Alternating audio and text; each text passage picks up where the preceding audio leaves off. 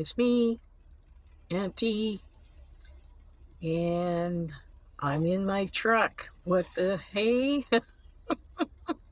Who would have thought it, right? Who would have thought it? And I don't have a mug today. Ooh, there's a couple of things changing here. I do have a coffee, though. You don't know where it's from, though, but it's a coffee, all right? Yeah, you got to be watching that. Anyway, so why am I here? What's going on? Well, I just thought I'd just do something different. You know, I'm watching my other channelers. I don't know if I want to call myself a channeler. What would you call what I do? I think I'm a modern day prophet. How is that? So anyway, how's it going? And my nieces and nephews and friends and frenemies and hopefully there's more friends than frenemies, but whoever's watching. It's raining here, and when it rains a lot, I get a little bit frustrated. And so, because I feel like I'm closed in. Do you ever get that?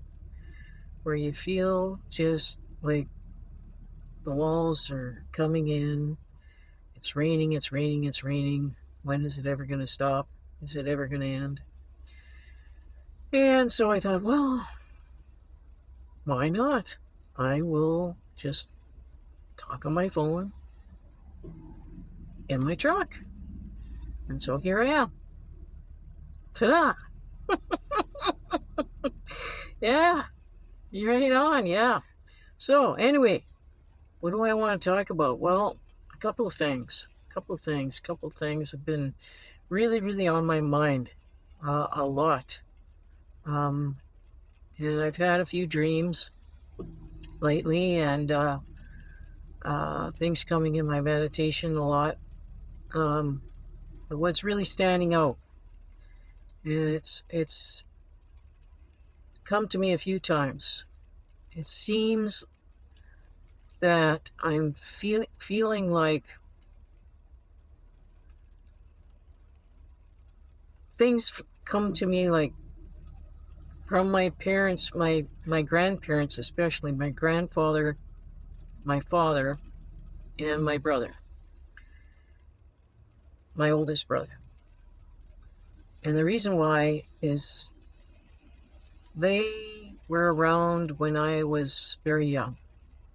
And very young, and around a lot me, as I was the second oldest in the family of 13 kids. Yeah, that's right. You heard that right. 13 children. Yeah. Anyway, if you've read some of my articles, you know what I'm talking about. But just to give you a brief synopsis of my life, for the first part of my life, when I was very young, my mother died when I was only 11.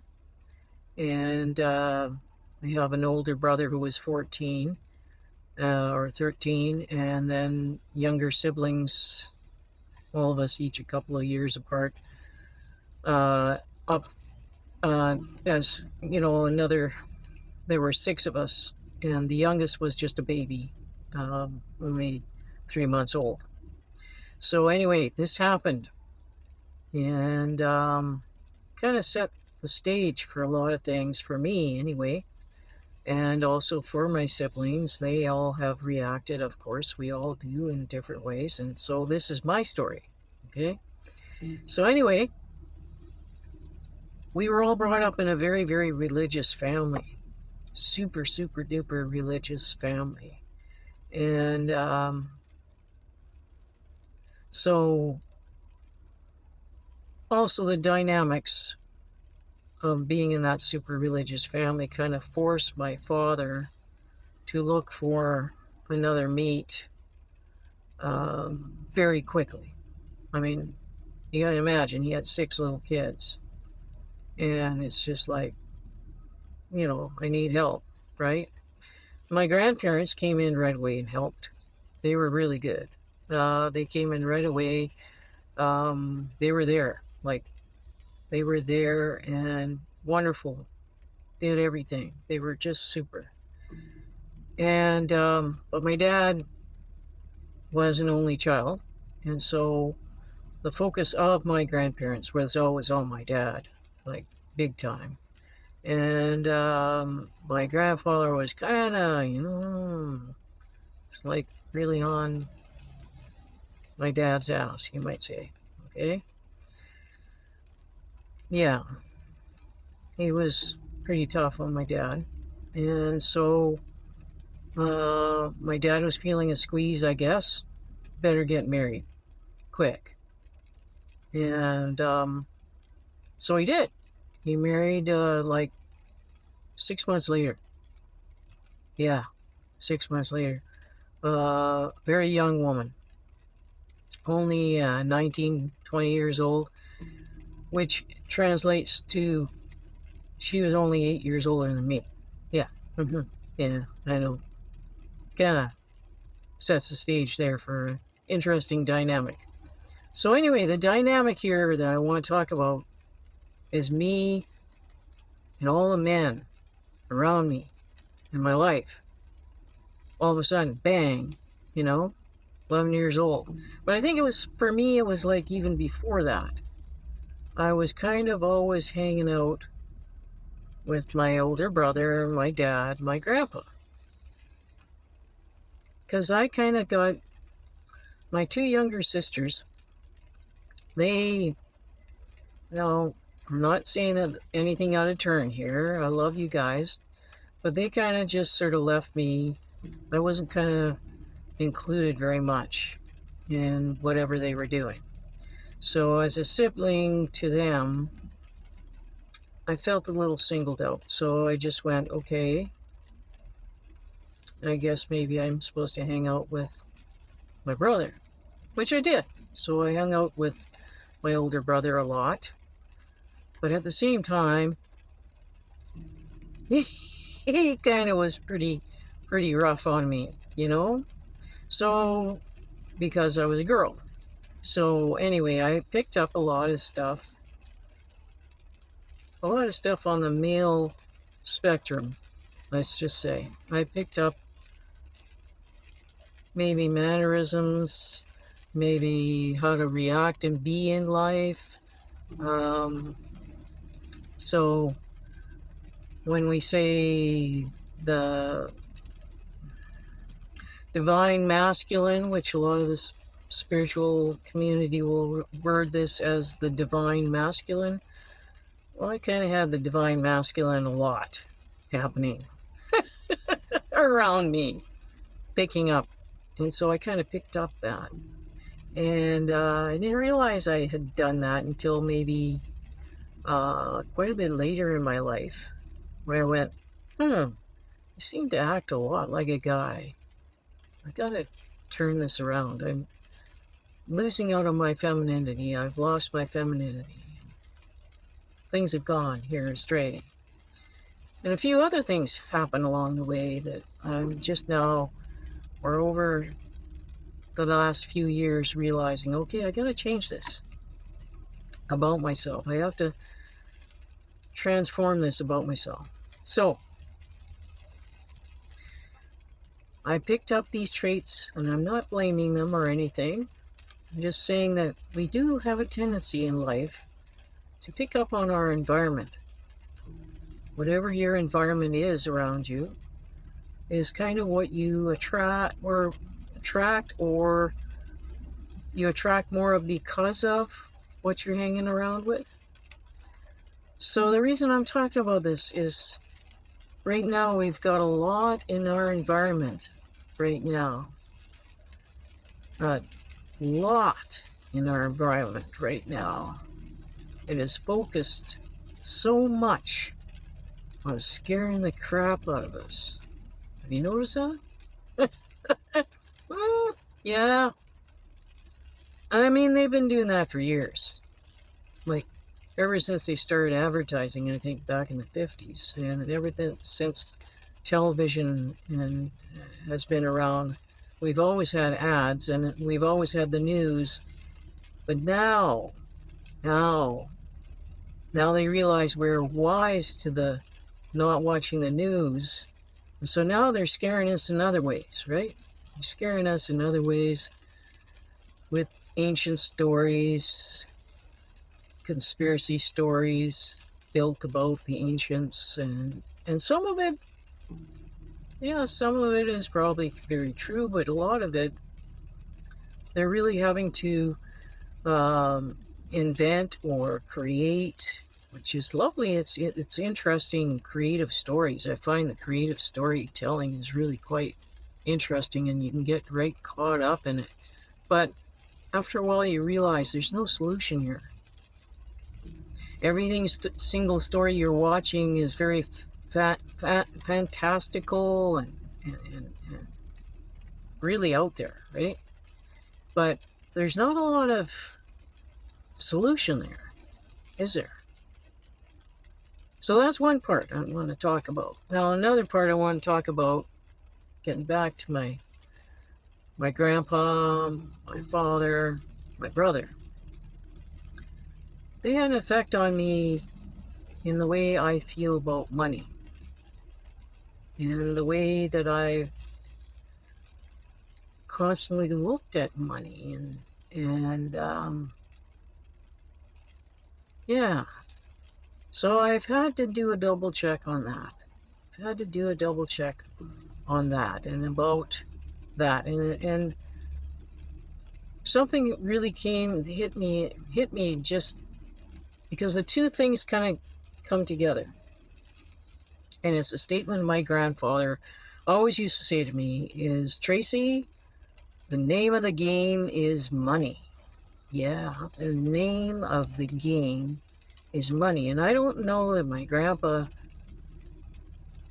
even realized the impact of that statement, because he's never been into, like, computers came out big time, like he passed away in 94. So I don't think he even was around a computer. So he wouldn't even known about that much about video games, really. Maybe a little bit. And it was way before that, when I was just a little kid, that he would always be telling me about that. And the reason why he'd be telling me about that is his way of looking at money was because he came through a time period called the Depression years, which that was in the 30s, the 40s. I'm talking 1930, 1940, okay? Not 18, okay? All right, so he came through the 30s, 40s, when those were really, really tough times. Like, jobs were scarce and food was scarce, and people, they went around riding trains to get jobs. It was just so scary, kind of like today. Getting sort of similar, aren't we? Anyway, he used to say to me this, and I'd say, "What do you mean, Grandpa? What do you mean?" And then he would tell me, he would say, he would tell me different stories. And one of the stories he told me was how he really wanted a job at this, I don't know what it was, a warehouse or something, in this time when he was very young. And he said he went every day and applied. Every day he went and applied for this job. And every day there was a long, long lineup every single day. And he would stand there all day to get to show them and ask them for the job. And they'd always say, "No, sorry, you're too late," or "No, you don't qualify," or "No, it's all taken," "No, go away." And every day he'd show up. He'd go back and go back and go back. I don't know what the job was. I can't remember even what it was, but everybody wanted. Well, everybody was in the same shape. Everyone was looking for a job. But he kept going. He kept going. And I said, "Why didn't you just give up?" He said, "The name of the game is money." And then again, I'm like, okay, well, it still doesn't make sense, Grandpa. And so he went there and went there and went there. Finally, something happened. I don't know what happened, whether somebody suddenly lost the job that he was hoping to get or something, some accident happened. I can't remember the whole story. But all of a sudden, the person at the gate just said, "Hey, you, I know you want a job. Come on over. I've seen you every single day." And he said, "See, it's a game." And have you ever thought, isn't everything a game? Isn't it all a game? Everything we do in this life, it's kind of like, it's like that Mario game. I don't know a lot of video games, so please give me a break. But I do know that there's shortcuts in every one of these games, right? There's a shortcut. Or there's some little thing that you get to, grab onto that little thing, and whether it's going to make an explosion, a little bomb, or a little something. So in life, we have to kind of go along, tripping over things, jumping over things, but we keep trying, we keep trying, we keep trying. We try a different move with the joystick, and we keep on going. Everything is a game. Everything is a game. And the game is played by money. The name of the game is money. So there's something more to that too. Like, it really, something went in my head. And I was like, okay, all right. Yeah, the name of the game is money. Everything is about money. Now, okay, the other thing that screwed my brain was the religion. The religion kept telling me that to be good and to be able to ensure that you would be one of the ones that would be not a chosen one so much, but one of the ones that could actually greet and see your loved ones who have passed away, and that you could actually live through the end of the world and see them. You had to sacrifice so much for that. You had to sacrifice and give and give and give.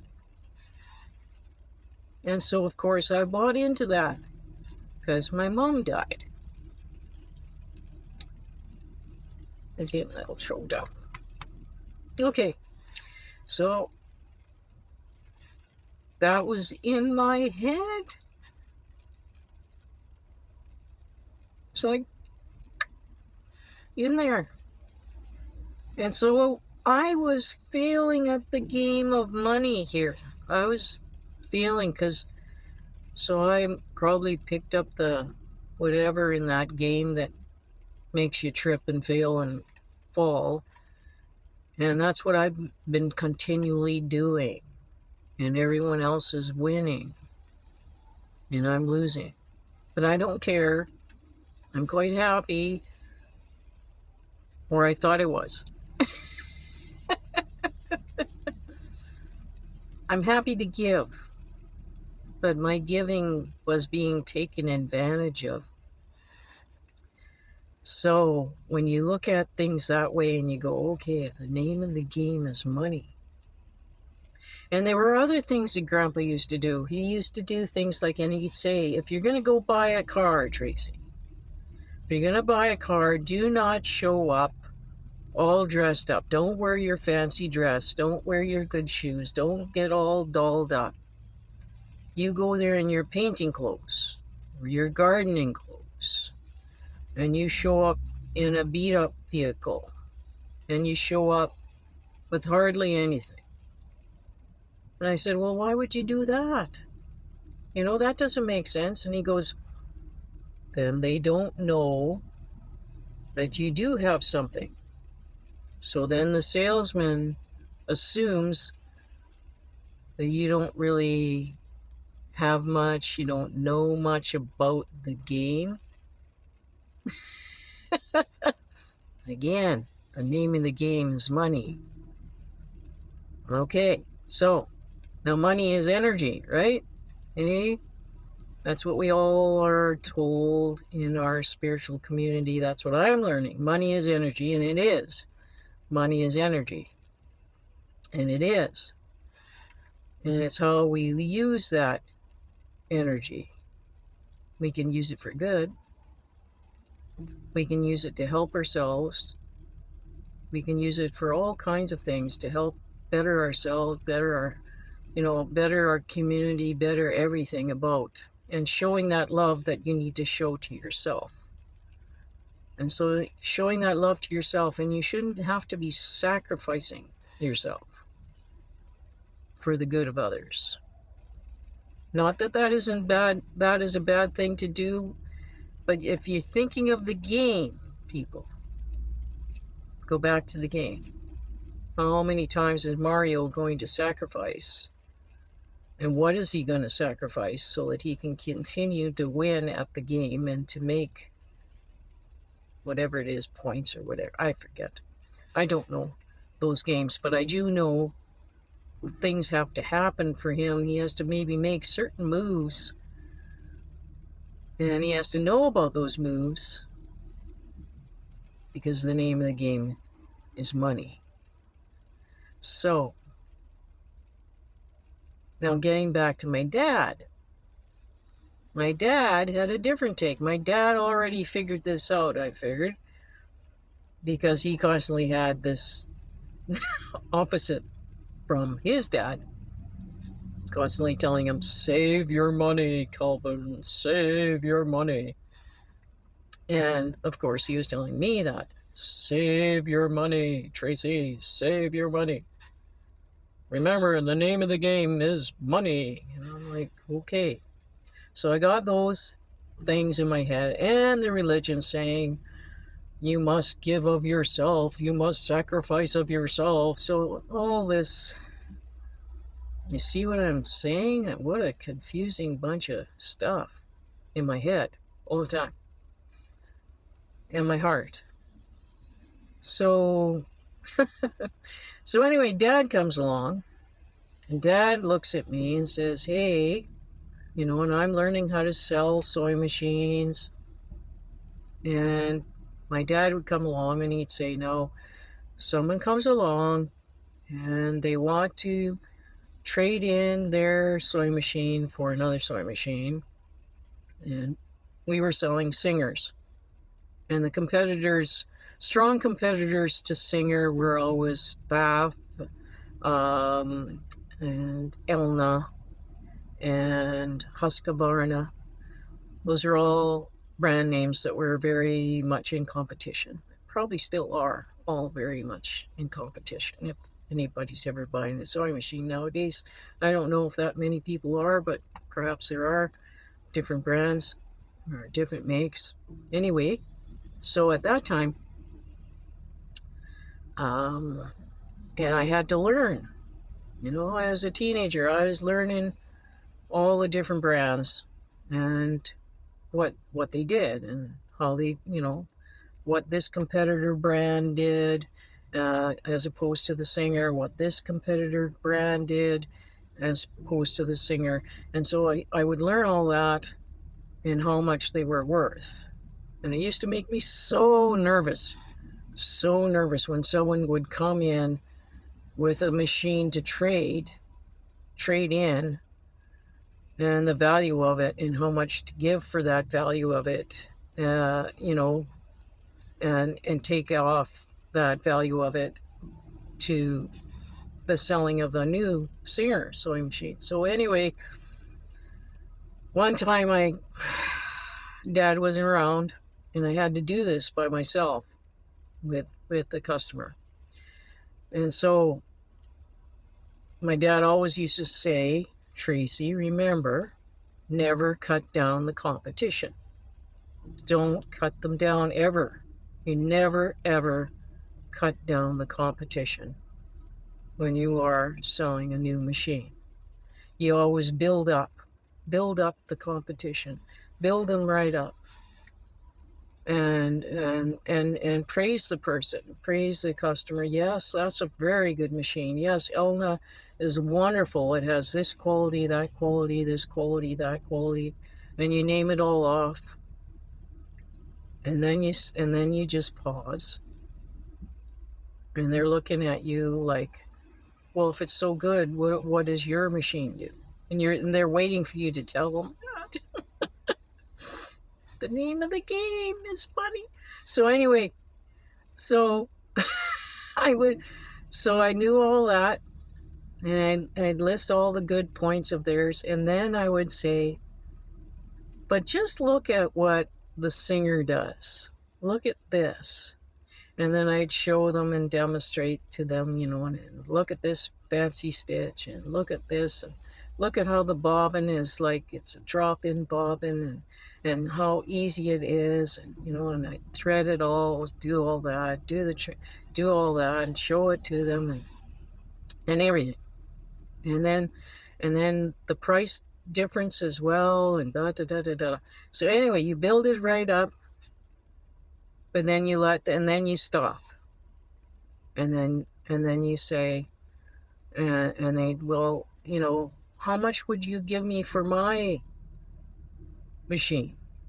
And then I'd say, well, what model is it? And it was so intense for a teenager. Like I think I was 16, 17, 18. I was working, well, from 15 to 18, I was working in my dad's store. Only 2 days a week, and then on holidays, all through the holidays, like Easter, Christmas holidays, summer holidays. So anyway, yeah. So the pressure was on. I had this customer, and her husband, they brought in this Elna. And it happened to be like a newer model Elna, not very old in comparison to the new Singers that we were selling. And I said, so what would you think it would be worth?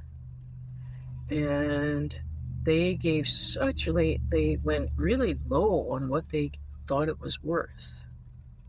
And Elnas at the time, they were like considered way up there in you know, it's kind of like comparing what could I give as a comparison that people would understand today? Like a Ford Bronco, compared to a Cadillac, you know? Anyway, so, yeah. So you kind of got that, all right, what do we, you know, and they gave for that, like they're having the Cadillac, and I'm showing them the Bronco, the brand new Bronco. And they're like, and they say, oh yeah, I think it's only worth blah, blah. And so I go, okay. And so I write it up, and I do all the sales, and I get everything to go through. And my dad comes in, and he's absolutely floored that I got this deal. I got this sale like that. And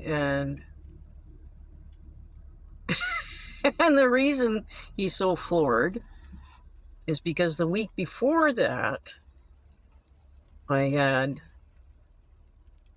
a customer come in, and they had an old straight and reverse sewing machine, and they were Hutterites. You know, I don't know if you know what Hutterites are, but a religious, they live in a commune type of religion that they live out in the prairies out here in Canada, and everything is very simplistic.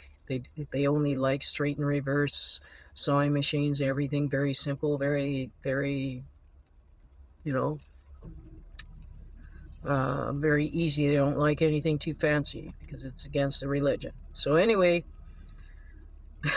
so the week before, I had a sale with that, and I gave them so much. Like, they put such a high value on their straight and reverse machine, and my dad couldn't believe that I gave them so much for the value of that machine. And then the next week, I had this customer that had the Elna, and I gave them next to nothing. And he's like, "Why did you do that?" And I'm like, "Well, you said that I should listen to the customer, and that I should show them the good points of each one, and but it was a perception." Well, I didn't say it in that way because I was a teenager, but this is what the people told me that they felt it was worth. So I went exactly with what you told me, Dad, which was to give them the value of what they thought it was worth. And so in the long and the short of it is, we ended up with these used machines. And we made money off of both of those machines because they both sat in our window, and they both of those machines, we made a profit. Because you got to think, in the trade-in value of the Elna, we made a profit there, and the trade maybe we lost a profit on the other, but it sold as well to another Hutterite who as well looked at it as, "Oh wow, that's the machine for me," because they had such a high perception and value of that. So it all is really is a game. This name of the game is life. In this life we're living, everything is like a video game, if you can look at it that way. And if you can look at it that way, it sort of helps you realize, okay, if everything is a game, who's winning? What is the motive? What is the motive of the game? It's all your perception, right? How you're perceiving it. How are you perceiving it? What are you seeing as the winning part? What are you seeing as, this is really going to help me or not help me in life? It makes you think, doesn't it? Yeah. So anyway, this is a very, very long discussion. I shouldn't be talking in my truck, I guess, because it's got me going blah, blah, blah, blah, blah, blah, blah. I'm just too relaxed, I guess. So, yeah, so that's... Just give your head a shake about that one, okay? And think about it. Think about it for a while. And it helped me to think. It's really how I look at it. It's really, really how I am looking at this differently in my life. How I'm transforming this, my perception of money and the making of money is being transformed. So that I'm not going to just give it away anymore. I give it away to people that need it, that I can see are going to genuinely appreciate, and where I see that they are going to genuinely appreciate and use it properly. But I'm not just giving it away anymore. I'm not giving of my time anymore either. Because time is money. Because it's not helping me in the game of life. In the game of life. And everything has a value. Everything has a value in this life. So, yeah. So, a lot of stuff from the men in my life. And my brother taught me also quite a few things in life. He taught me to also just remember to be realistic. Be realistic and to think about the present moment, the here and now. But he also was he got me also to be a little more wise about protecting myself, looking after myself. And that has been something I've learned as well over these years. So, yeah, there you go. Lots of good stuff. The name of the game is money. Are you playing it right? Are you winning? I'm winning now.